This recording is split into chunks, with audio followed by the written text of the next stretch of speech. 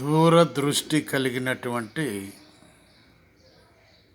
BRS TRS లీడర్లు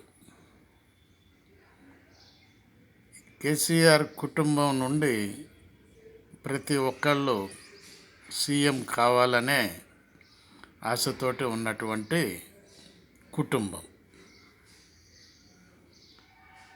అదే ఆశ starting నుంచి ఉన్నది వాళ్ళ దగ్గర. ఎప్పుడైతే ఫస్ట్ 5 years ఎలక్షన్ అయిపోయిన తర్వాత రెండవసారి గెలిచారో అప్పటి నుంచి ప్రతి ఒక్కళ్ళ మనసులో నెక్స్ట్ సీఎం అనేటటువంటి ప్రపోజల్ పెట్టుకున్నటువంటి కుటుంబం. ఏమైనా దాంట్లో సీఎం కావాలని సంతోషరావుకి లేకపోవచ్చు, కానీ మిగిలిన వాళ్ళందరూ ప్రజల్లో తిరిగేవాళ్ళు కాబట్టి వాళ్ళందరికీ ఉన్నది ఆ ఆశ.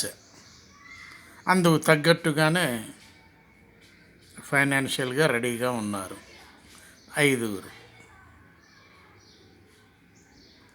అయితే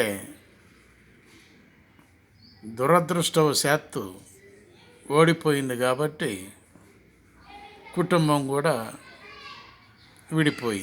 విడిపోయి ఎవరంతరికి వాళ్ళు ప్రయత్నాలు చేసుకోవటం మొదలుపెట్టారు.